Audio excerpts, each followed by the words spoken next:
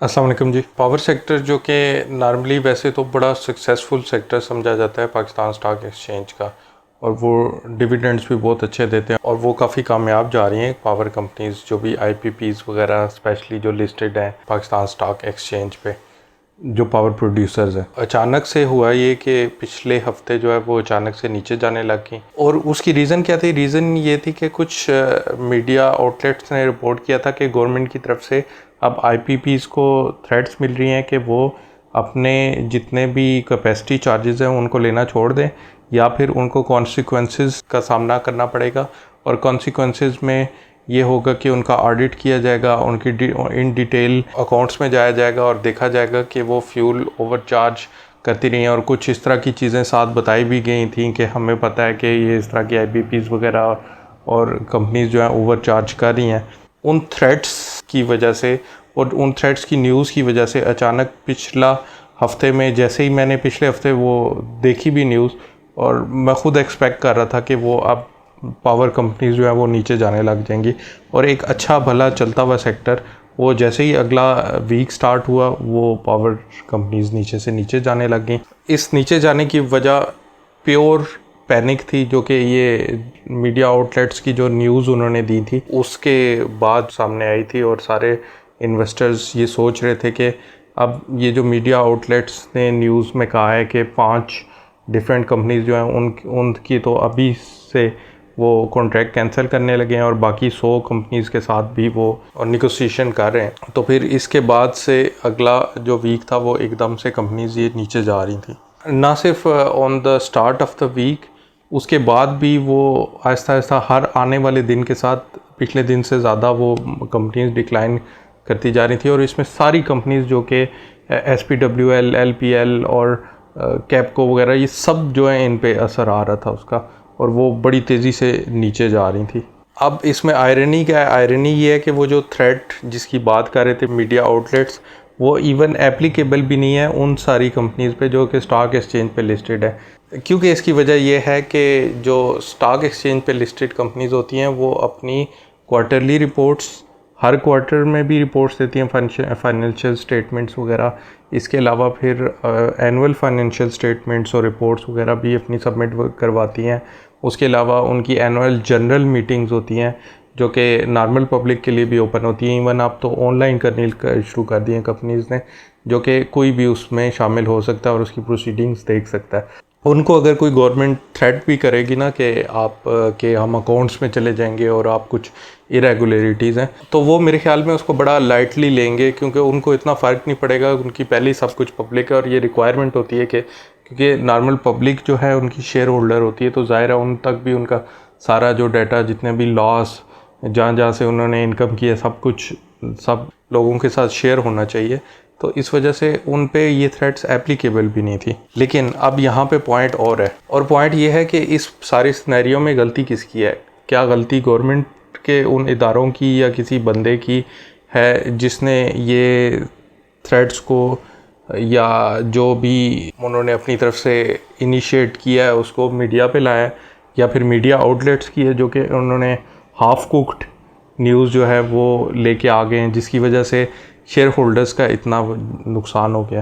तो सबसे पहले तो अगर गवर्नमेंट को इतना ही आम आदमी का वो जो पेन है वो फील करते हैं, तो उनको सबसे पहले ये करना चाहिए था कि उनको, अगर तो वो वाकई कुछ करना चाहते थे इस बारे में, तो वो उन स्पेसिफिक कंपनीज से सीक्रेटली अपने तौर पे रब्ता करते कि हमने तुम्हारी जो स्टेटमेंट्स हैं वो हमें पता चला है कि उसमें कुछ इरेगुलरिटीज़ हैं, और तुम लोग फ्यूल कितने का ले रहे हो और शो कुछ और कर रहे हो, और पैसे तुमने जितना मतलब जो कॉन्ट्रैक्ट्स हुए थे उसको उसकी वायलेशंस की हैं, तो तुम लोग टर्मिनेट कर दो, बेहतर यही है। वरना वो जगह जो भी अपनी प्रोसीडिंग्स करते वो एक सीक्रेटली उन कंपनीज़ के साथ डायरेक्ट करते, और उसको अपनी मीडिया पे आके पॉइंट स्कोरिंग ना करते। अब वो पॉइंट स्कोरिंग का नुकसान क्या हुआ है? जितने भी इन्वेस्टर्स थे उनके जो स्टॉक्स हैं उनकी वैल्यूज़ नीचे जाने लग गई। दूसरी यहाँ पे गलती मीडिया आउटलेट्स की है, क्योंकि जितनी भी मैंने न्यूज़ पढ़ी हैं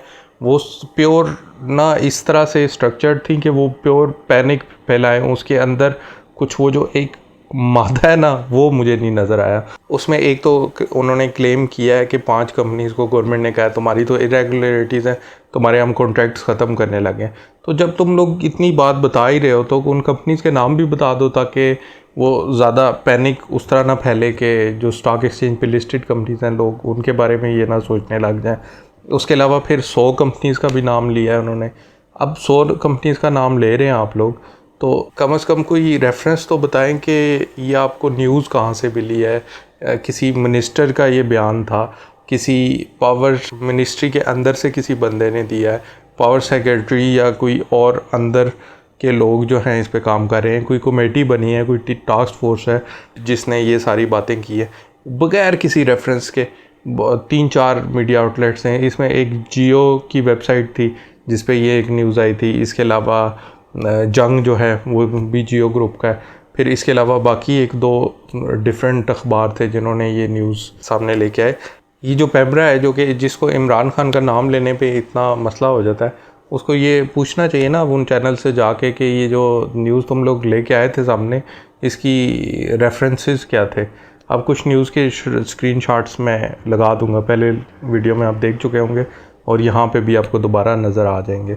वेस्टर्न वर्ल्ड में तो कोई भी ऐसी न्यूज़, कोई भी ऐसी चीज़ जिससे स्टॉक एक्सचेंज ऊपर नीचे हो तो उसको तो बड़ा सख्त स्क्रूटनी होती है उसकी, और वो उसको बड़ा सख्त आड़े हाथों लिया जाता है, क्योंकि इसमें अवाम का फ़ायदा नुकसान शामिल होता है। तो इसको वो अगर कोई गलत न्यूज़ दे के उसके थ्रू मार्केट को मूव करने की कोशिश करे और तो उसको बड़ा सख्त तरीके से डील करते हैं। इसमें इवन मैं देख रहा था कि इलॉन मस्क जिसने अभी ट्विटर जो है वो परचेज़ किया था पूरा का पूरा, उसको पब्लिक कंपनी से सारे उसके शेयर्स 100% परचेज़ करके उसको प्राइवेट कंपनी तक ले गया। और इलॉन मस्क का कहना है कि हमने सारी फ़िल्टर्स वगैरह सब कुछ हटा दिया है और हम सिर्फ लोगों की रिपोर्टिंग तक रहते हैं उनकी। वो किसी कोई गलत भी ट्वीट कर देता है तो लोगों की रिपोर्ट्स की वजह से जो हाईलाइट होता है ना, उसको फिर वो नीचे शो कर देते हैं, तो उसकी बेस पे सिर्फ लोगों को दिखाते हैं, अपनी कोई फ़िल्टरिंग नहीं लगाते। तो इवन वो भी सिर्फ एक एक्सेप्शन उन्होंने डाली हुई है कि कोई भी ऐसी ट्वीट या ट्वीट के अंदर कोई भी ऐसा मीडिया जिसमें ये कैपेबिलिटी हो कि वो किसी स्टॉक की प्राइस को ऊपर नीचे कर सके, तो उसको वो फ़िल्टर करते हैं और उसको लाइटली नहीं लेते। तो इस हद तक जो है वो वेस्टर्न वर्ल्ड में इन चीज़ों को देखा जाता है कि किसी फेक न्यूज़ की वजह से या किसी हाफ कुक्ड न्यूज़ की वजह से मार्केट जो है वो मूव ना हो। तो फिर उसके बाद यही बात आ जाती है कि यहाँ पे मुख्तलिफ़ लोगों पे ज़िम्मेदारी डाली जा सकती है। इसमें तो सबसे पहले गवर्नमेंट के वो इदारे जिन्होंने काम करने से पहले ब्रैग किया कि हम ये चीज़ कर रहे हैं, हम IPPs को देख लेंगे। वो अब ज़ाहिर है अवाम तो इस टाइम पे बिल्स की वजह से गुस्सा है अवाम में, तो जो इदारे हैं हमारे वो जो इस बारे में कुछ करना चाहते थे उनको डायरेक्ट वो करना चाहिए था, ना कि उन्हीं अवाम के और ज़्यादा नुकसान करवा देते। इसके बाद फिर दूसरा ये जो मीडिया आउटलेट्स हैं इनसे पूछना चाहिए, जैसा कि मैं पहले भी मैंने कहा है कि किसी एक पॉलिटिकल पार्टी के चेयरमैन का नाम लेने की वजह से उनको बड़ा मसला हो जाता है पैमरा वालों को, और वो बड़ा नोटिस भेज रहे होते हैं। तो वो उनको ये भी देख लेना चाहिए कि ये मार्केट मूव करने के लिए भी इस तरह की न्यूज़ आ रही हैं, तो क्या वो न्यूज़ पूरी जो है उसको रेफरेंसेस वगैरह नहीं देने चाहिए थे जिसने न्यूज़ दी है, और वो बताना नहीं चाहिए था कि क्या सोर्सेज हैं और किसने ये कहा है। उन्होंने तो बस ये कह दिया कि गवर्नमेंट ये करने लगी है, कुछ भी उसमें कुछ स्पेसिफिक नहीं है कि किस बंदे ने, किस मिनिस्ट्री की कौन सी कमेटी ने या टास्क फोर्स ने ये बात की है कि हम इनकी लाइसेंसेस कैंसिल करने लगे हैं या इनके कॉन्ट्रैक्ट्स कैंसिल करने लगे हैं। खैर ये चीज़ें तो अब चलती रहती हैं, हम पता नहीं कुछ भी ऊपर जा रहा होता है तो वो कुछ गवर्नमेंट की पॉलिसीज़ आ जाती हैं और मुख्तलिफ़ चीज़ें होती हैं। और हमारा मीडिया भी जैसा कि हमें पता है कि अब इतना ज़िम्मेदार नहीं है, तो ये चीज़ें तो हमें फेस करनी पड़ेंगी। अब देखना ये है कि हम किस तरह से इस तरह की सडन चीज़ों से बच सकते हैं। तो इसमें जैसे मैं अपनी पिछली काफ़ी ज़्यादा वीडियोज़ में कहता आ रहा हूँ कि जब भी आप स्टॉक एक्सचेंज में इन्वेस्ट करें तो आप ये ना देखें कि आप कोई एक स्पेसिफिक सेक्टर जो है वो बहुत अच्छा जा रहा है। जब भी इन्वेस्ट करें आप डाइवर्सिफाई ज़रूर करें। तो डाइवर्सिफिकेशन पे मैंने बड़ा ज़ोर दिया अपनी पिछली वीडियोस में, आप जाके देख सकते हैं। उसमें यह है कि सेक्टर्स टू सेक्टर डाइवर्सिफाई करें और फिर उन सेक्टर्स के अंदर भी हर सेक्टर में किसी एक सेक्टर की कोई अच्छी कंपनी ना लेके बैठें, उसके अंदर भी 2-3 कंपनीज लेके बैठें ज़रूर। तो क्योंकि उसमें मैंने यही रीज़न्स दी थी कि एक तो पाकिस्तान ऐसा मुल्क है, इसमें कोई भी पॉलिसी किसी भी वक्त डिसकंटिन्यू की जा सकती है, कोई नई पॉलिसी आ सकती है। अपनी पॉलिटिकल पॉइंट स्कोरिंग के लिए भी जो है वो इस तरह की चीज़ें कर दी जाती हैं, जिसकी वजह से कोई एक अच्छी भली चलती हुई कंपनी रुक जाती है या उसके साथ मसला आ जाता है या एक पूरे सेक्टर पे मसला आ जाता है, कोई टैक्स अचानक से लगा दिया जाता है। इसमें बल्कि वो जो लास्ट वीडियो थी ना जिसमें एफएफसी और एंग्रो की हम बात कर रहे थे, उसमें मैंने ये बात की थी कि उसमें एंग्रो फर्टिलाइज़र बड़ा अच्छा चल रहा था, वो डिविडेंड्स भी बहुत अच्छे दे रहे थे। लेकिन अचानक एक तो कुछ फर्टिलाइज़र गवर्नमेंट ने इंपोर्ट करके इन कंपनीज़ के हवाले कर दी कि ये हमसे जो है वो एज अ फेवर ज़्यादा प्राइस पे परचेज़ करो और थोड़ी सी कम प्राइस पे तुम बेच दो, तुम लोग वैसे भी इतना बिज़नेस कर रहे हो तो इतना फ़र्क नहीं पड़ता। तो वो भी थोड़ा सा जो उसका नुकसान है वो भी तुम लोग अपने साथ ले लो। फिर इसके अलावा एंग्रो फर्टिलाइज़र जो कंपनी है उसको जो गैस मिल रही थी वो अब उसमें शायद डायरेक्टली गवर्नमेंट का कुछ ना हो, उनकी लोकेशन का भी वो है, लेकिन फिर भी एग्रो फर्टिलाइज़र को अचानक से जो गैस की प्राइस मिलने लगी वो 1400-1500 के करीब थी, जबकि वही गैस एफएफसी को कम प्राइस पे मिल रही थी। तो उस वक्त एकदम से एग्रो फर्टिलाइज़र की जो भी लेटेस्ट रिपोर्ट आई है और एफएफसी की जो लेटेस्ट रिपोर्ट आई है उसमें एग्रो फर्टिलाइज़र काफ़ी नीचे था और एग्रो जो एफएफसी है उसमें उनको प्रॉफिट काफ़ी ज़्यादा हुआ है और उन्होंने डिविडेंड भी ज़्यादा दिया। तो मैं तो ऑलरेडी वही देख के गैस प्राइस देख के ही उसको डाइवर्सिफाई दोनों में कर चुका था, लेकिन इवन मैंने ये भी कहा था कि उससे भी ज़्यादा डाइवर्सिफाई करना चाहिए। तो इसी तरह किसी भी सेक्टर में किसी एक कंपनी के साथ भी अनफेयर कुछ हो सकता है और इसी तरह कोई अच्छा भला चलता हुआ सेक्टर उसमें कोई अचानक इस तरह की न्यूज़ आके तो वो डाउन हो सकता है। इसमें इम्पोर्टेंट चीज़ ये है डाइवर्सिफिकेशन को इधर लाने का पॉइंट कि जब ये पावर सेक्टर के स्टॉक्स नीचे जा रहे थे ना, तो उन्हीं दिनों फर्टिलाइज़र सेक्टर के स्टॉक्स ऊपर जा रहे थे। तो मैं ये देख रहा था कि एक दिन ठीक ठाक ना मेरे पोर्टफोलियो में पावर सेक्टर के नीचे गए स्टॉक्स, लेकिन साथ फर्टिलाइज़र सेक्टर उसके ठीक ठाक ऊपर जा रहे थे। तो 2-3 दिन के बाद भी मेरी पोर्टफोलियो की वही वैल्यू थी जो कि इस बैड न्यूज़ के आने से पहले की फ्राइडे की वैल्यू थी। यहाँ पे ऐसे टाइम पे ना ये जो डाइवर्सिफिकेशन है वही आपको बचा सकती है। तो उस पर इवेंचुअली मुझे ये पता था कि ये अब गवर्नमेंट ने और मीडिया आउटलेट्स ने ये एक चीज़ के पीछे पड़ गया IPPs के, तो ये कुछ अरसा इसकी बात करते रहेंगे और वो बात चाहे उन कंपनीज़ की ना भी हुई तो वो कुछ अरसा वो नीचे ही रहेंगी, बल्कि नीचे शायद जाती रहें। और तो उस वजह से फिर मैंने कुछ बेच के चेंज भी कर लिए थे अपने स्टॉक्स।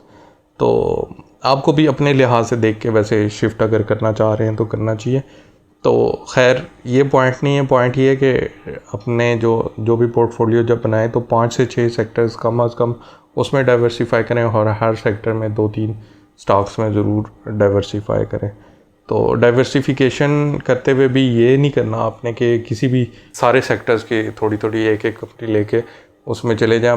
जैसे कि पिछले दिनों मैंने एक वीडियो सीरीज़ शुरू की हुई थी जिसमें हर सेक्टर के हम बेस्ट डिविडेंड पेइंग स्टॉक्स देखते थे। तो उसमें एक ऐसा सेक्टर सामने आया था इंश्योरेंस सेक्टर, जो कि जिसने पिछले 5-6-8 साल में कोई प्रॉफिट ही नहीं किया प्रॉपर, मतलब कोई कंपनी इतनी अच्छी ऊपर गई नहीं और कोई अगर गई भी है थोड़ी देर के लिए तो नीचे भी आ गई और कोई डिविडेंड्स भी इतने अच्छे नहीं दिए थे। तो इस तरह के सेक्टर्स से फिर आपको बच के रहना पड़ेगा। तो डाइवर्सिफिकेशन का मतलब भी ये नहीं होता कि हर चीज़ में बंदा चला जाए। मैं स्टॉक एक्सचेंज के बारे में और म्यूचुअल फंड्स में इन्वेस्टमेंट के बारे में और पर्सनल फाइनेंस के बारे में वीडियोस लेके आता रहता हूँ और आगे भी लेके आता रहूँगा। तो इस चैनल को सब्सक्राइब कर लें, बेल बटन प्रेस कर लें ताकि जैसे ही कोई नई वीडियो आए तो आप तक पहुँच भी जाया करे। वीडियो अच्छी लगी हो तो हिट लाइक बटन। तो मिलते हैं अगली वीडियो में।